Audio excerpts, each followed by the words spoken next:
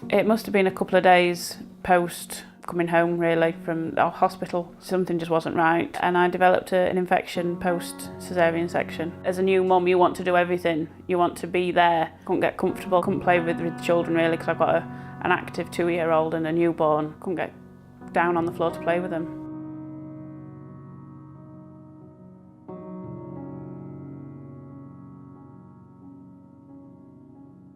Across the board, there would be around 5 to 10% incidence of surgical site infections, but some surgeries have more problems than others. The incidence of caesarean section is one of the most common surgeries that are undertaken in women globally. So people are very keen to reduce the burden of these infections because they're costing the health service billions. So I was waiting just to see doctors to see what they would prescribe. Came home with the antibiotics and then that didn't work, so I had to have another course shortly after because the swab that they took was resistive to the first course.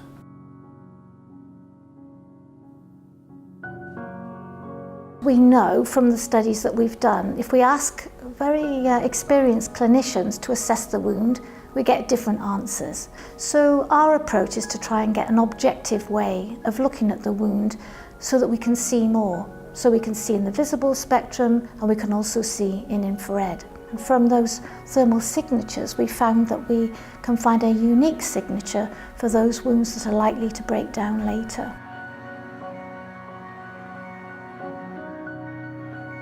Leading experts have forecast that by 2050 there's likely to be 10 million deaths due to antimicrobial resistance. At the moment, you'd be very hard-pressed to get people not to prescribe antibiotics because there's litigation if things go wrong, yet they're still getting infections, which is a real worry. And maybe by the time that we've shown the potential of our technology, the time will be right for it to be used with a purpose. If this research that Charmaine's doing was available straight after C-section, it would reduce the discomfort or the risk of infection.